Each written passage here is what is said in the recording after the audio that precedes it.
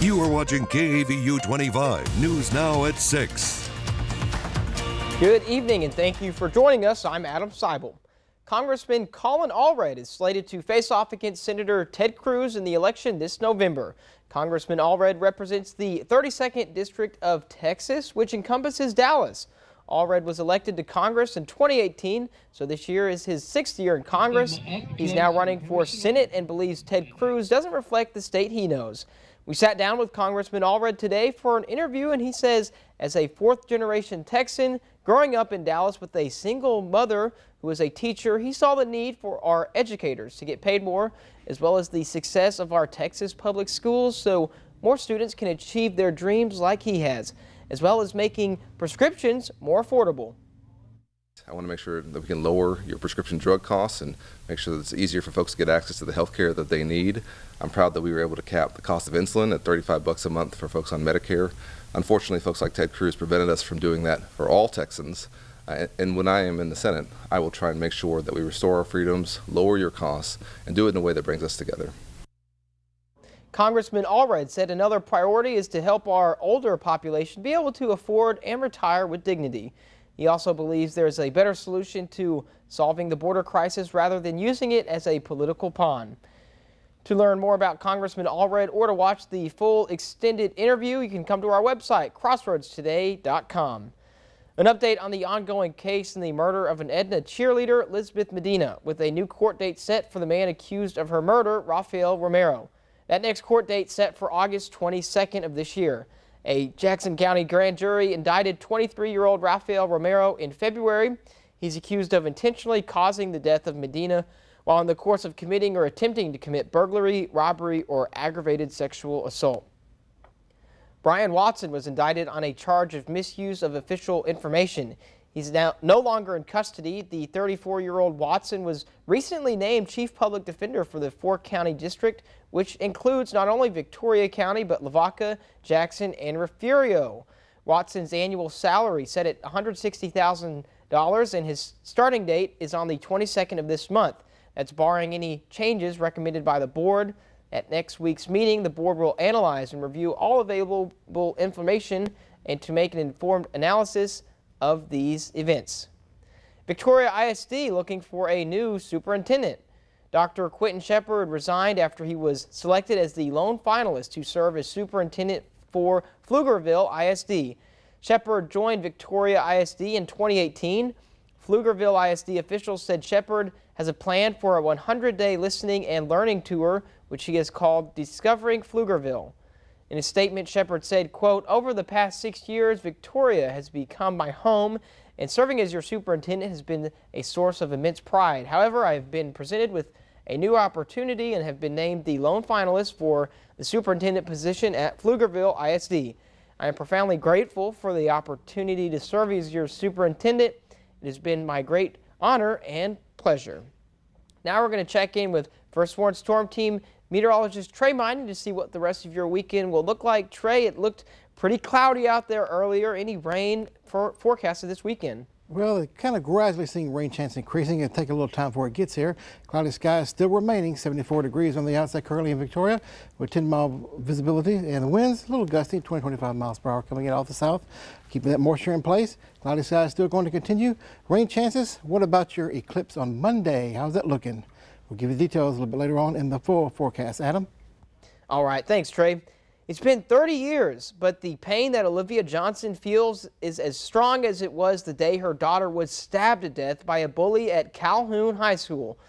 Like she has done every year, Johnson visits her daughter's Cheryl's gravesite in Port Lavaca to pay tribute to her life and memory on the anniversary of her daughter's death.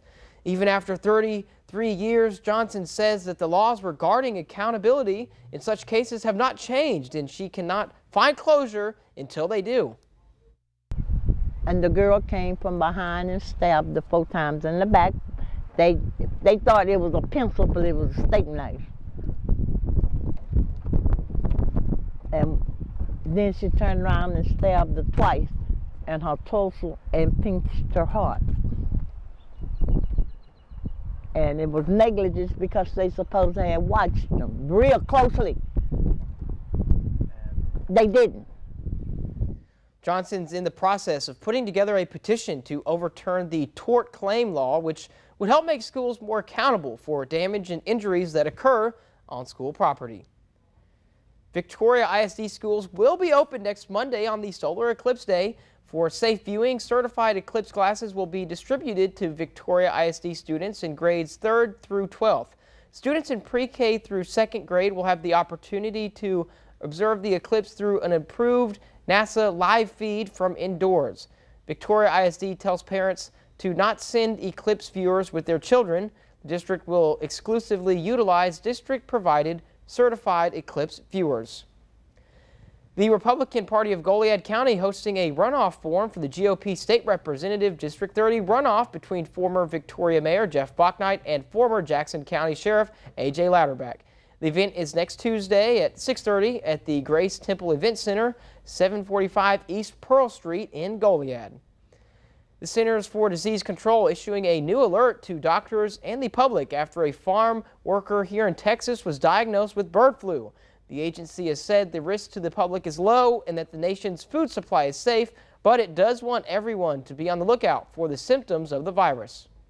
The Centers for Disease Control issuing an alert urging medical professionals and the general public to be on the lookout for symptoms of bird flu, especially in those who have had recent contact with sick birds or livestock. That alert coming after a farm worker in Texas came down with the virus. Officials suspect the case developed after contact with sick dairy cows. The patient is now recovering. And the symptoms of this influenza can be very similar to the typical influenza that we see. According to the CDC, symptoms of bird flu can include eye redness or discharge, cough, sore throat, and or fever. There can also be more severe symptoms such as difficulty breathing, confusion, or seizures. Health officials are closely monitoring these latest developments. Cows, mammals, being a reservoir gives this virus new opportunity to change. And that's what we're watching for really closely. Has this virus changed, or is it changing that would make it more likely to spread from human to human? The CDC reiterates the risk to the public remains low and there has been no human-to-human transmission. According to the U.S. Department of Agriculture, as of this week, the virus has been discovered across 6 states, including Michigan, New Mexico, and Kansas. Cal-Maine Foods, the largest producer of fresh eggs, says chickens at its facility in Palmer County, Texas, tested positive for bird flu. But officials say the nation's food supply remains safe as cooking meat and pasteurizing milk kills the virus. In their guidance, the CDC also said farmers should wear PPE and wash their hands after handling sick animals, carcasses, or other animal byproducts. Michelle Franzen, ABC News, New York. For more on today's news stories, come to crossroadstoday.com. Don't forget to submit your birthday wishes. Carolina Estrain will read them live on 25 News Now Sunrise, and you can submit a local military hero so we can recognize them. And remember to subscribe to our YouTube channel, Crossroads Today. Hit the like button and click the notification bell. Stay with us. Coming up on 25 News Now at 6, a polo match fundraiser day today for a local art museum. On the outside, 80 degrees was the high today under cloudy skies. Low 61 degrees, humidity quite high. No rain as of yet. We'll talk about rain chances in the eclipse forecast coming up.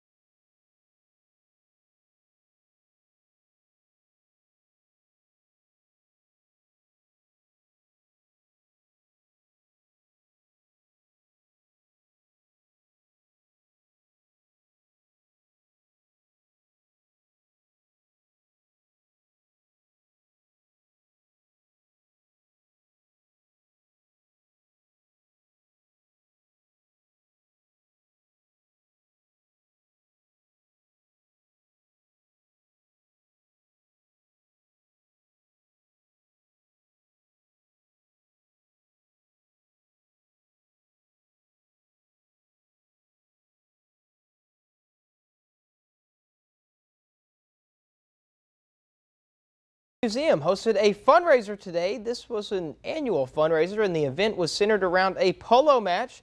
They also had artwork on display, live music, tailgate tastings, and raffles, all to support the Nave Museum, which is located here in downtown Victoria on the corner of Business 59 and West Commercial Street.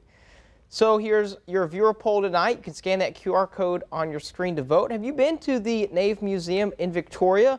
Almost an even split here. 45% say yes and 55% say no. Thank you for voting. Come to crossroadstoday.com/vote, and I'll have an update tonight at 10.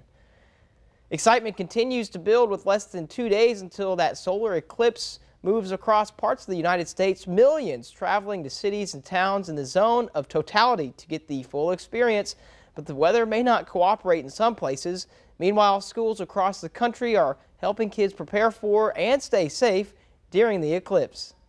The countdown is on to Monday's total solar eclipse, and while excitement is building, the weather may not totally cooperate in some places. That path of totality will span the United States from Texas all the way to Maine, plunging areas along that path into darkness for about 4 minutes. In parts of Texas, the forecast is calling for clouds and some possible storms, which could make it difficult to see the eclipse, but the darkness of totality will still be an amazing sight for people there.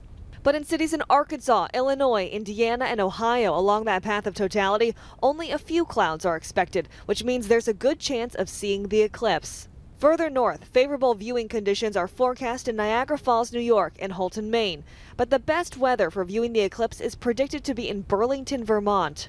Eclipse tourism has prompted a surge in hotel bookings and vacation rentals. Airbnb reporting a 1,000% increase in searches for stays along the solar eclipse path of totality. Indianapolis Airbnbs going for as much as $4,000 a night, according to the company.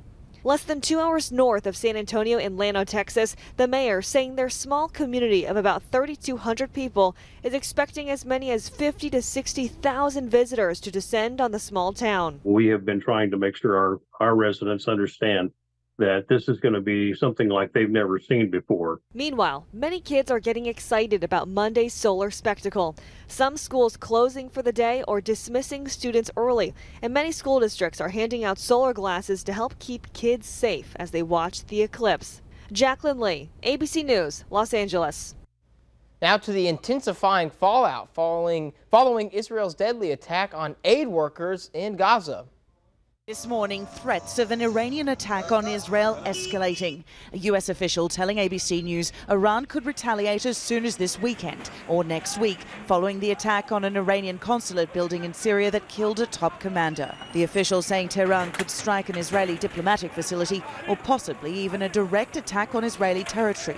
The heightened regional tension as Israel faces backlash from the World Central Kitchen over its investigation into Monday's deadly aid worker attack and urging an independent investigation, saying the IDF cannot credibly investigate its own failure in Gaza. The charity adding that Israel's apologies are cold comfort for the 7 victims, which include a US-Canadian citizen. The IDF firing 2 officers in the wake of their own probe, admitting to a terrible chain of errors. The strike on the aid vehicles is a grave mistake, stemming from serious operational failures, mistaken classification and identification, errors in decision-making. This as Israel announces it will open the Erez crossing in northern Gaza as well as a port to allow more aid in. But the steps to open up additional aid routes fall short of addressing the White House calls to protect aid workers. Several aid groups have paused operations out of safety concerns following the attack. Human Rights Watch Program Director Sari Bashi telling me the U.S. needs to take its pressure on Israel a step further. What President Biden should do is suspend arms transfers to the Israeli military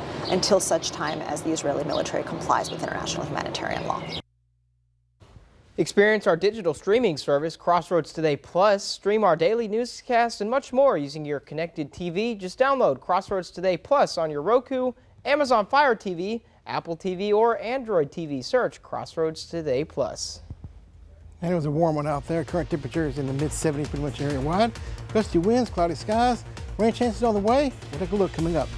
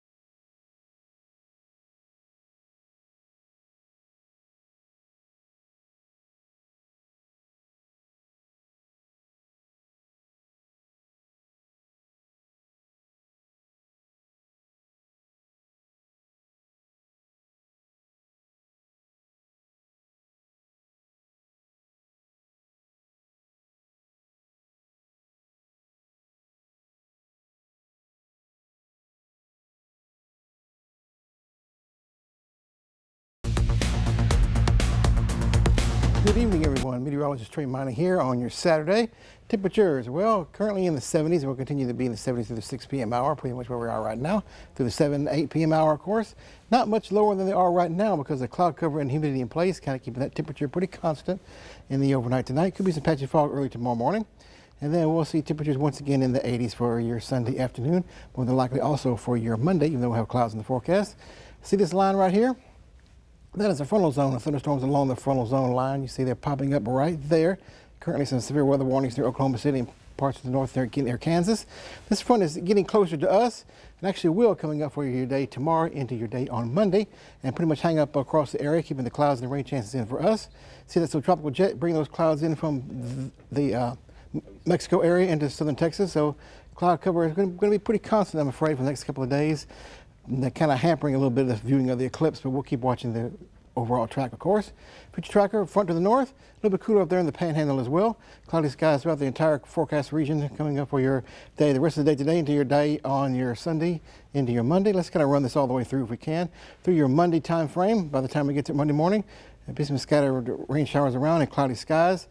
And what looks like by the time we get to about eclipse time, 12 noon, 1 or 2 o'clock in the afternoon, mostly cloudy skies, pretty solid overcast the way it looks at this model run right here, with some rain showers chances possible. So, well, we're trying our best to see the eclipse, but it looks like it's still going to be persistently mostly cloudy.